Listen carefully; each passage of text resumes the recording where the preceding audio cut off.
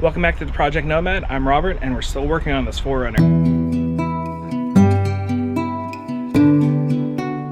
So even though we managed to get this entire rear bumper on, we discovered something that was a bit pressing to deal with. The problem is actually underneath the vehicle. If you can see underneath here, you can see that the coils on the 4runner are actually very compressed to the point where the bump stop is actually on the bump pad on the axle. So this is almost at full compression for the entire vehicle. So this thing is not going to ride well, and this means this vehicle is sagging heavily at this moment. So the plan right now is to actually put my old stock Land Cruiser springs underneath the 4runner so that it gets a little bit of a lift and hopefully gets us enough height that the bump stops are no longer just touching the bump pads, and we actually have a decent amount of articulation back here instead of this thing entirely being sandwiched. But yeah, that is the basic plan for today, and hopefully I don't have to do anything else. But I'm speculating that I'm gonna have to do the rear brake line here, because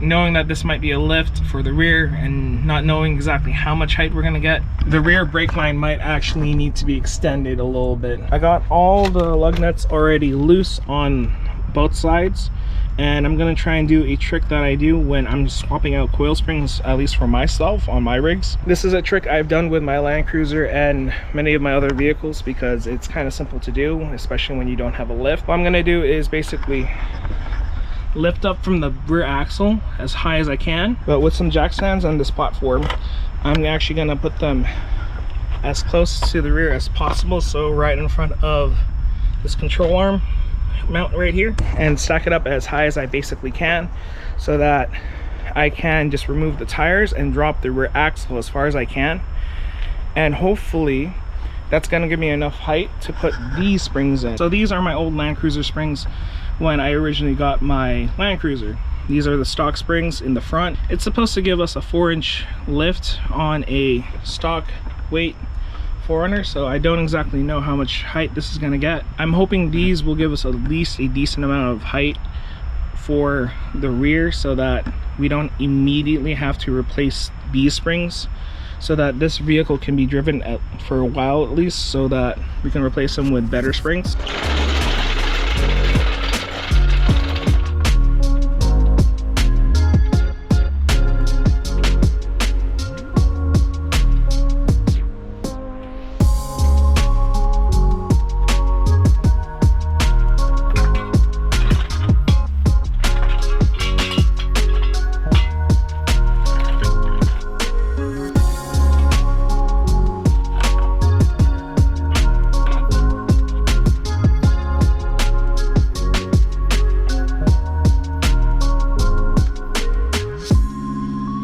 And this is what I mean with the coils being completely compressed. This is what it is when the vehicle's weight is not actually on the axle but on the frame. That's how tall the springs are when they're not completely compressed, and I am just short of being able to remove them. There's barely any tension when this thing was at full droop. There is some tension right now because I'm going to try and remove the shocks to get this axle a bit further down, mainly due to the fact that we're so close to removing these, but I don't think we're going to get enough space to remove them without removing the shocks. So I'm going to see if I can remove them. On the flip side, if I have more room, it's easier to put in the new springs. Well, it looks like I can actually just pull these things out. Let me put this down for a second, but it looks like I can just basically pull these things out. I need 2 hands to do this.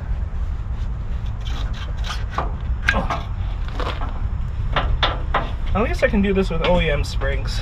This gets a lot harder when I have to install the bigger ones now. So those things go on the fat side, so I'm gonna keep that in mind when I install the next set. For comparison, this is what the old OEM springs look like versus the Land Cruiser springs. By their sheer weight, these things are just taller, but hopefully these things actually give me some lift so this thing isn't fully compressed when it's fully on its own weight. So I managed to get the shocks off on both sides, but it looks like it's not the shocks that are holding it up, it is the sway bar itself holding it up.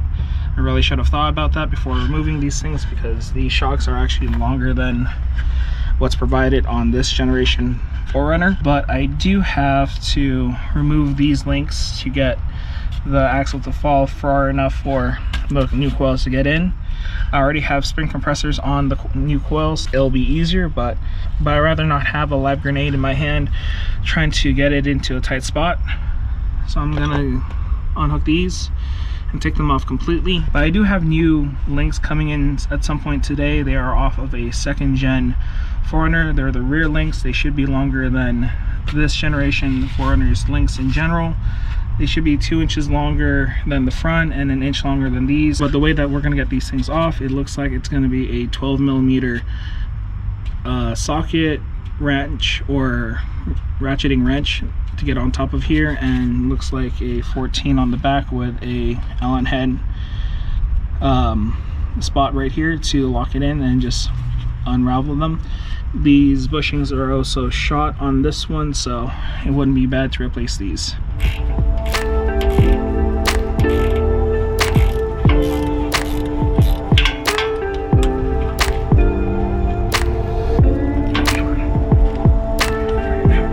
I had to take the sway bar out because these links were stuck, and I guess the insides of these were rounded out, so the Allen wrench wasn't even going to do anything. And especially with this one, it just kept spinning, so I had to even get a vice grip just to pry it out with an impact. But it's out. But I'm going to be putting this back in before I put in the springs, so that's easier on my end, because once the springs are in, they take up a lot of room relative to everything else, and this gets in the way. So I'm going to put this back in so that this stuff will just be free hanging on the axle. So when the links come in today, it'll just be as simple as popping everything back in and calling it a day. Okay, so I got the sway bar reinstalled and I got spring compressors on this coil. I believe it is compressed just enough for me to hopefully just slide it in. Oh, I have more than enough room to slide this thing in. Come on, come on. Hey, it fits. All right, I just got back from lunch and I got the thing installed on one side, and the other side seems like it'll just pop right in, so I'll just do that right now. Let's see if I can do this with just one hand. Hopefully I can just do it with one hand. Pretty cool. Up, up. Hey, did it with one hand. Make sure everything's seated, turn everything around, and we're good. All right, what I'm gonna do now is just lift up the axle a little bit so that I can put the shocks back in place and butt it in up. I'm actually gonna have to wait and see if I need to replace the brake line. Hopefully I don't have to, because, well, these are Land Cruiser springs. It's supposed to get 4 inches worth of lift on stock height, or I mean stock weight. I don't know how much this is going to give when this is fully laid out, because the bumper itself seems to be around 100-ish pounds. So with the swing outs and tires and then the jerry cans as well as the rest of the drawers, there's a battery back here and the fridge. So with everything together, I think we're around 350 pounds. So I don't know if this is actually going to do much. Maybe it will, maybe it won't, but let's see. So I got both sides in. Both of them are correctly placed, if I'm correct, at least. I got both shocks back on, and the only thing I'm really missing is the sway bar links coming over there. And it looks like the axle is not even holding all the weight yet, because it hasn't lifted off of the jack stands in the back or in the front, however you want to call it. And I'm still kind of curious how much lift I'm getting. I'm really hoping it's more than what stock was. If it's still lower than what stock is, we're gonna have issues. It just means that the weight of the vehicle in the back end is now incredibly heavy, which would lead me to believe I'm gonna be going up to a different spring set, also from a Land Cruiser, but aftermarket.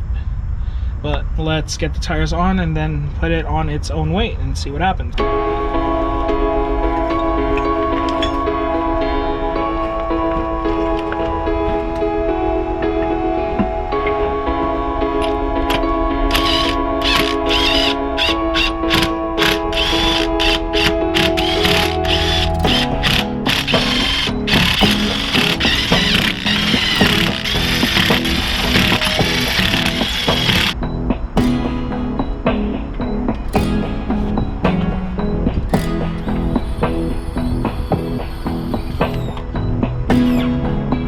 everything is on the ground now.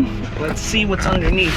It looks like I still have some slack on the rear main brake line. So that means I'm pretty sure I'm not gonna have to change it out today. But these springs also haven't settled. You can see that there's a big difference between what we had at the beginning versus now. We actually can see that the bump stops are not touching the bump plates. This is what it's supposed to originally look like, and to be fair, I think this might actually be what the stock spacing looks like. So this thing is a heavy girl right now. The only thing I'm missing right now to install are the sway bar links. They are coming at some point today, so I'm just not going to move this rig until they're in, but this is completely finished essentially. I'll be installing the sway bar links whenever they get here, and I'll probably make a small little video on what they are, what's the difference between them and OEM sway bar links from the 3rd gen versus the 2nd gen. But as far as this video is concerned, we just installed the Land Cruiser springs so that we're not under complete bump or complete compression in the rear, so that we can actually drive this around now. As you saw in the beginning of this video, we were completely compressed and the bump stop was touching the bump pad. Now the springs are a lot taller, even though this might be actually what stock height looks like. It is still a benefit for us to have it in there, so we are not riding on basically bump to bump and having just the compression of the rubber be the only thing stopping us from, well, bottoming out. But other than that, we were probably going to get everything else installed at some later point, probably get 8 actual lifts for this rig so that it can actually take real 35s and accompany the rest of this weight. So if you like this type of content and would like to follow this 4runner build, please like, comment, and subscribe. And until next time, be safe and tread lightly.